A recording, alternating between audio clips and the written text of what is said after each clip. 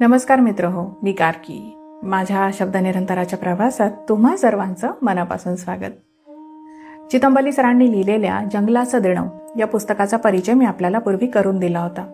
त्याच पुस्तकातील एक सुंदरसा अभ्यासपूर्ण लेख आपण सोबत अभ्यासू.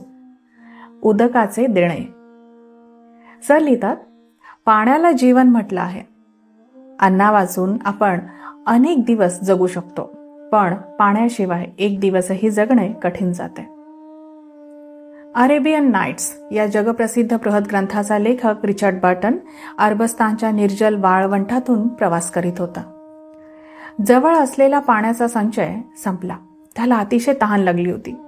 जसा जसा दिवस चढत होता तशी तशी त्याच्या घशाची कोरड वाढत होती. क्षितिजाकडे व मृगजळाकडे शून्य नजरेने पाहत तो उंटावरून चालला होता. इतक्यात भट तितर म्हणजे सँड ग्राउस पक्ष्यांचा एक मोठा थवा आभाळात उडताना दिसला. तो संध्याकाळच्या वेळी पाण्यावर चालला होता. त्या दिशेने तो गेला तेव्हा त्याला एक तळ दिसलं. त्या पाखरांनी जणू त्याला जीवदान दिलं होतं. तेव्हापासून त्या पक्ष्याविषयी त्याच्या मनात कृतज्ञतापूर्वक गूढ आकर्षण निर्माण झालं. नंतरच्या आयुष्यात त्याने पुन्हा कधीही पाखरावर बंदूक उगारली नाही. दृश्य पाण्याचा शोध भट तितर किंवा सारस पक्ष्याच्या अस्तित्वावरून करता येतो, पण जे पाणी भूगर्भातून अदृश्यपणे वाहते त्याचा शोध कसा घ्यायचा? वन्य पशु पाण्याच्या अस्तित्वाविषयी मोठे संवेदनशील असतात. हत्तीचं उदाहरण घ्या. भूगर्भातील वाहणारं पाणी तो सहज झुंडाळून काढतो. अवर्षणाच्या काळात हत्तीचं अस्तित्व अरण्यातील इतर प्राणी मात्रांना वरदायी असतं. तो आपल्या सामर्थ्यशील तीक्ष्ण सोळ्यांनी नदी नाले जिथं वळण घेऊन वाहतात तिथला खोलगट भाग खोदतो. खांबासारख्या प्रचंड पायाने तो खड्डा रुंद व खोल करतो. शक्य आहे की हत्तीला जमिनीखालून पाझरणाऱ्या पाण्याचा वास येत असावा. पृथ्वीचा 3/4 पृष्ठभाग जलमय आहे. मानवाच्या बाबतीत तसंच आहे. अनुनादा रेझोनन्सच्या तत्वाप्रमाणे नाद घेणाऱ्या व देणाऱ्या पदार्थांची रचना एकसारखी पाहिजे. भूगर्भातून वाहणाऱ्या पाण्याची ऊर्जा जर बाहेर पडली तर तिचा परिणाम सस्तन प्राण्याच्या शरीरावर झाला पाहिजे. आपला 80% मेंदू पाण्याच्या घटकांनी बनला आहे. तिथेही हा अनुनाद व्हावा, परंतु दृश्य परिणाम मात्र आपल्या शरीराच्या लांब अवयवांवरच अधिक होतो. ज्या ज्ञानामुळे जमिनीखालील पाण्याची माहिती होते त्यास दकारगल शास्त्र म्हणतात.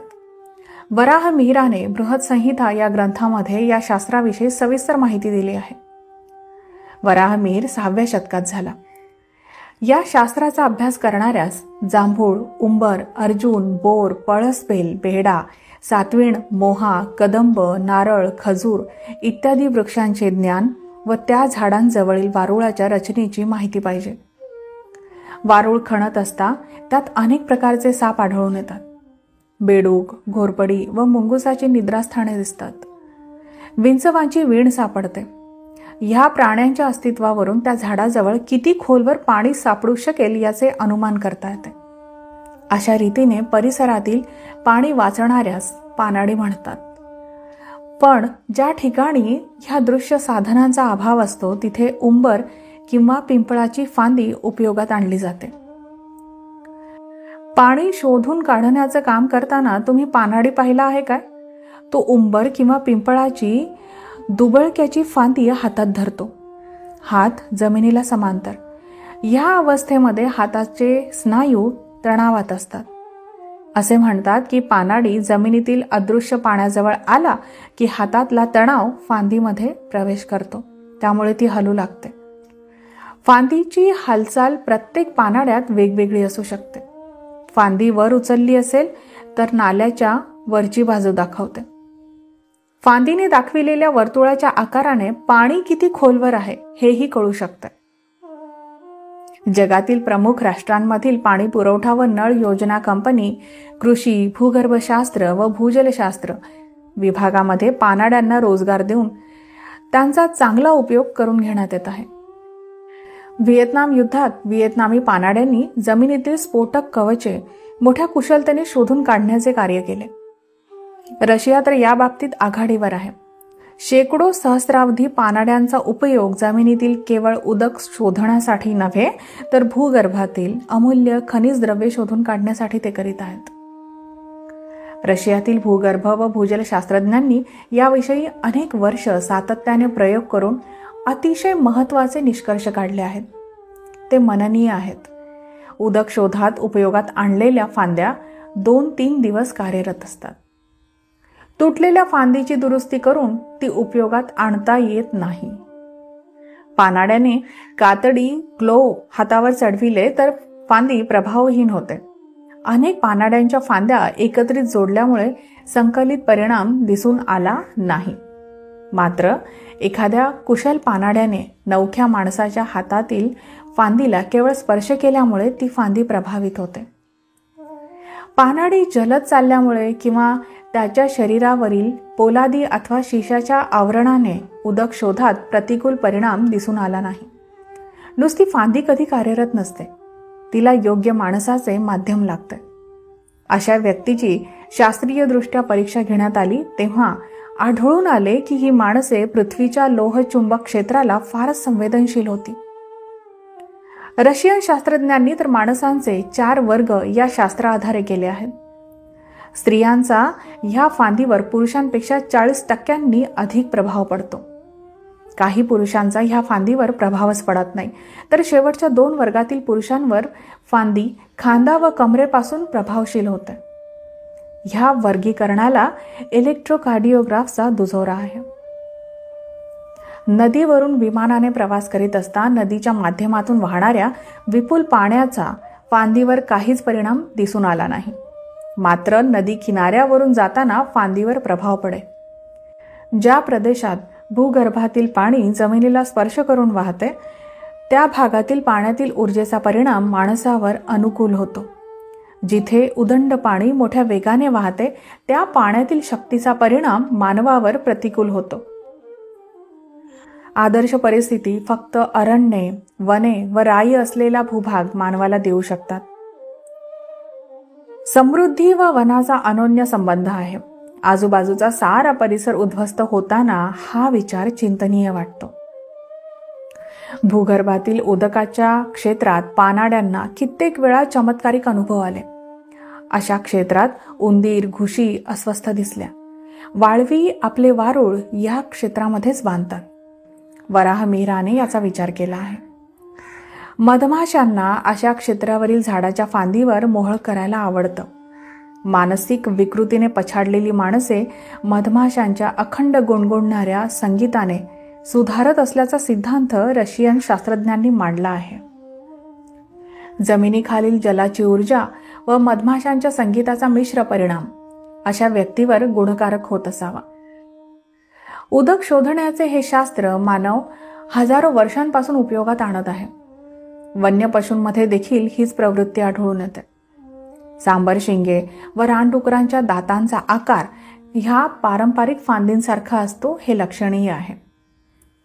ही दोन्ही जनावरे जमिनीखालून गुप्त वाहणारे पाणी सहज धुंडाळून काढतात. या सांबर शिंग व दातांच्या रचनेत दकारगल शास्त्राचे तत्व असू शकेल काय? अनुभवी व कुशल पानाडी हेच कार्य नुसत्या हाताच्या साहाय्याने करतो.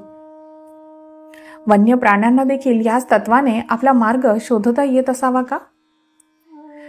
पक्षी शास्त्रज्ञांनी या शक्यतेचा विचार अद्यापपर्यंत केलेला नाही. जर औदुंबराची फांदी माणसाच्या हातात आली तर एवढी किमया करते, तर त्या वृक्षांचे देणे निश्चितच मोठे असणार. औदुंबर व पिंपळ कुळातील झाडाजवळ पाणी असते हे सर्वांना माहिती आहेच. त्यांच्या मुळांमध्ये देखील उदक शोधण्याचे तत्व अस्तित्वात असावे. मित्रहो, सर इथे हा लेख संपवतात. अतिशय अभ्यासपूर्ण लेख. या लेखामध्ये सरांनी उल्लेख केला आहे बृहत्संहितेचा, वराहमिहिराचा, त्यांनी लिहिलेल्या दकार गलाध्याय या बृहत्संहितेमधील एका प्रकरणाचा. मी जेव्हा बृहत्संहितेला संस्कृतमधून मराठीमध्ये भाषांतरित करत होते त्यावेळेस बृहत्संहितेचं मोठेपण आणि आजच्या जगामध्ये बृहत्संहितेची असणारी उपयुक्तता लक्षात आली. पाणी हा विषय आहे ना, बृहत्संहितेमध्ये वराहमिहिराने अतिशय विस्ताराने मांडला आहे. त्यामध्ये मेघवर्णन, मेघोत्पत्ती, जलगर्भधारणा, पर्जन्यवृष्टी, तिचा काळ व प्रकार, पृथ्वीवर पडलेले पाणी जेव्हा जमिनीच्या अंतर्भागामध्ये जिरून जातं त्यावेळी त्या पाण्याला कुठल्या साधनांच्या मदतीने आणि कुठल्या लक्षणांच्या मदतीने शोधून काढायचं याचं सखोल निरीक्षण आणि अक्षरशः सखोल सूचना वराहमिहिर आपल्याला देतात. बृहत्संहितेमध्ये पाण्याविषयी असणारे अध्याय जे महत्वाचे वाटले, जे मला पूर्ण भाषांतरामध्ये खूप सहाय्यकारी ठरले, ते होते दकारगलाध्याय, प्रवर्षणाध्याय, गर्भधारणाध्याय, गर्भलक्षणाध्याय. अतिशय सुंदर आणि काव्यमय भाषेमध्ये लिहिला गेलेला हा छंदोबद्ध ग्रंथ आहे आणि जमल्यास तो ग्रंथ वाचा. आचय लेखामधून चितमपल्ली सरांच्या मार्फत तुम्हाला जर वराहमिहिरांची बृहत्संहितेची ओळख झाली असेल तर मला वाटतं की तुम्ही आता यापुढे याचा अभ्यास वाढवावा. वाचा, काय आहे प्रकार बृहत्संहिता, काय आहे दकारगलाध्याय, काय आहे उदकाचे देणे. चला तर आता मी थांबते. हा जो लेख आहे ना, जंगलाचं देणं, या पुस्तकामध्ये तुम्हाला वाचायला मिळेल आणि हे पुस्तक शब्द निरंतराच्या ऑनलाईन बुक स्टोअरमध्ये उपलब्ध आहे. तेव्हा हे पुस्तक मिळवा आणि जमल्यास बुक स्टोअरला भेट द्या. तिथे अजूनही बरेच पुस्तकं उपलब्ध आहेत. तुम्हाला हवी ती पुस्तकं तुम्हाला सहज तिथून मागवता येतील. आता मी थांबते. आपण लवकर भेटू एखाद्या सुंदरशा पुस्तकाच्या परिचयासह किंवा एखाद्या छानशा अभ्यासपूर्ण लेखासह. तोपर्यंत आजच्या या लेखावर नक्की चिंतन करा, गरजेचं आहे ते, आणि भरपूर वाचन करा. धन्यवाद.